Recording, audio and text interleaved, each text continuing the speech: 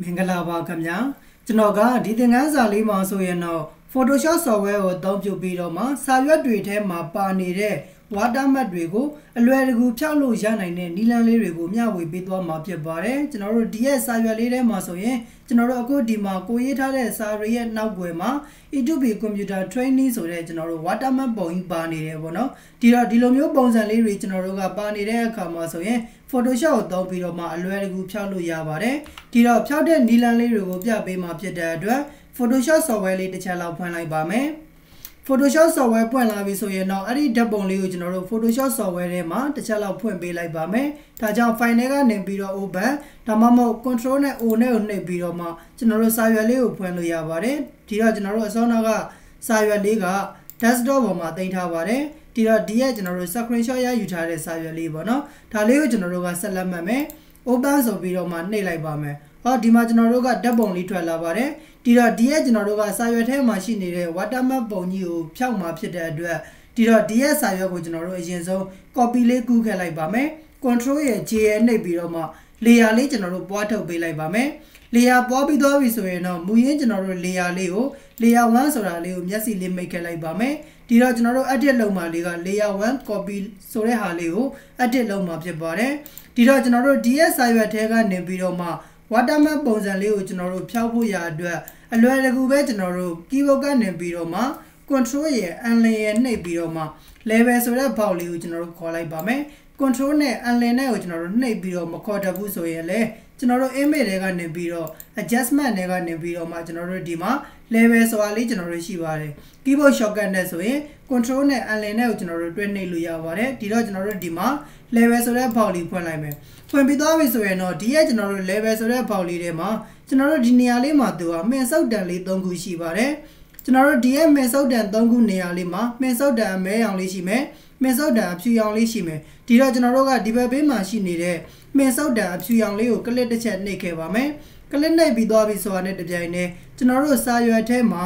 watermark ပုံမှာပါနေတဲ့ကျွန်တော်တို့ color အရောင်လေးကိုကလစ်တစ်ချက်ကျွန်တော်တို့ထောက်ပေးရမှာဖြစ်ပါတယ်ဟောကျွန်တော်တို့အခုဒီမှာဆိုရင် watermark ရှိနေတဲ့နေရာလေးကိုကလစ်ထောက်လိုက်တာနဲ့တပြိုင်တည်းအခုလိုမျိုးကျွန်တော်တို့ watermark လေးကပျောက်သွားပါတယ်ဒီတော့ watermark ပျောက်သွားတာတော့မှန်တယ်အခြားကျွန်တော်တို့စာရွက်ထဲမှာရှိနေတဲ့စာတွေကထင်ထင်ရှားရှားကျွန်တော်တို့မရှိတော့တဲ့အတွက်ဒီရဲ့နေရာလေးမှာကျွန်တော်တို့နည်းငယ် color လေးကိုနည်းနည်းလေးတင်ပေးလိုက်ပါမယ်ဟောဒီတော့ဒီနေရာလေးမှာလည်းကျွန်တော်တို့ကအနည်းငယ်လေးတွေကျွန်တော်တို့ color တွေကိုအတိုးအလျှော့လေးတွေလုပ်ပေးရမယ်ပေါ့နော်အခုဒီမှာဒီလောက်အနေထားလေးထားလိုက်ပါမယ်ကိုယ့်ရဲ့စိတ်တိုင်းကြလေးကျွန်တော်တို့ပြင်ပြီးသွားပြီဆိုရင်တော့ okay ဆိုတာလေးနှိပ်လိုက်ပါမယ်စာရွက်ကိုကျွန်တော်တို့နည်းငယ်မြင်ကွင်းလေးချက်ကြည့်လိုက်ပါမယ်ဟောကျွန်တော်တို့ဒီမှာဆိုရင်စာရွက်ထဲမှာအခုလိုမျိုး watermark ပုံစံလေးကျွန်တော်တို့မပါတော့ဘူးပေါ့ဒီတော့ထပ်ပြီးတော့မှကျွန်တော်တို့ color လေးတွေတင်ချင်တယ်ဆိုရင်လည်းရတယ် keyboard ကနေပြီးတော့ control နဲ့ N နဲ့ကိုနှိပ်ပြီးတော့နောက်ထပ်တစ်ခါကျွန်တော်တို့ထပ်ပြီးတော့ level ဆိုတဲ့ဘောက်လေးကိုခေါ်မယ်ဟောဒီနေရာလေးမှာကျွန်တော်တို့ color အရောင်လေးတွေကိ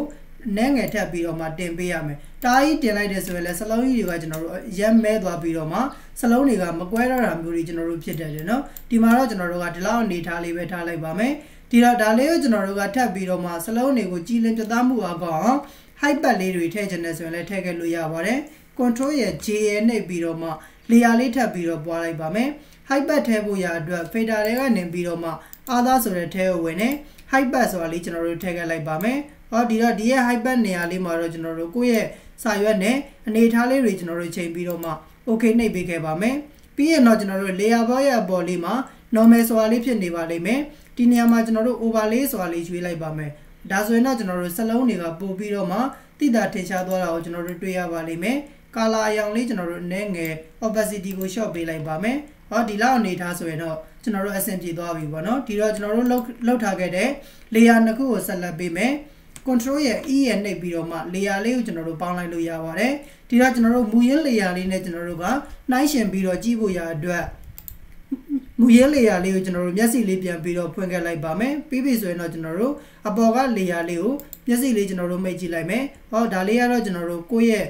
မူလပုံလေးဖြစ်တယ်ပေါ့နော် watermark မဖြုတ်ရသေးတဲ့အနေအထားလေးဖြစ်ပါတယ်ဒါလေးကတော့ကျွန်တော်တို့က Photoshop ကိုသုံးပြီးတော့မှ watermark ဖြုတ်ပြီးတော့မှပြင်ခဲ့တဲ့ အနေအထားလေးဖြစ်ပါတယ်ဒီလိုပုံစံနည်းနဲ့အသုံးပြုပြီးတော့မှတခါတလေမှာကျွန်တော်တို့ကိုကဆိုင်လေးတွေဖွင့်ထားတယ်ဆိုရင်ကိုရှိကိုကျွန်တော်တို့အခုလိုမျိုး watermark လေးတွေပါနေတဲ့စာရွက်တွေကို print ထုတ်ခိုင်းတဲ့အခါမျိုးမှာ watermark တွေကျွန်တော်တို့ဖျောက်ခိုင်းတာမျိုးတွေရှိတယ်ပေါ့နော်ဒီလိုအခါမျိုးမှာဆိုရင်တော့ကျွန်တော်တို့ဒီရဲ့နီလန်လေးကိုသုံးပြီးတော့အလွယ်တကူကျွန်တော်တို့စာရွက်ထဲမှာပါနေတဲ့ watermark တွေကိုဖျောက်လို့ရပါတယ်အားလုံးနားလည်မယ်လို့ထင်ပါတယ်ဒီရဲ့သင်ခန်းစာလေးကအားလုံးအတွက်လည်းအရင်သုံးဝင်မဲ့သင်ခန်းစာလေးတစ်ခုဖြစ်တဲ့အတွက်ကိုကိုယ်တိုင်လက်တွေ့လိုက်ပြီးတော့မှလေ့ကျင့်ကြည့်ပေးပါအကယ်၍ကိုကိုယ်တိုင်လေ့ကျင့်တဲ့အခါမှာမရတဲ့နေရာလေးတွေရှိတယ်ကျွန်တော်သင်ပေးတာနားမလည်လိုက်တဲ့နေရာလေးတွေရှိတယ်ဆိုရင်လည်းကျွန်တော်ကိုပြန်ပြီးတော့မှမေးမြန်းပေးလို့ရပါတယ်အခုဒါဆိုရင်တော့ကျွန်တော်ဒီသင်ခန်းစာလေးကိုဒီမှာပဲရန်နာလိုက်ပါမယ်အားလုံးအဆင်ပြေကြပါစေခင်ဗျာ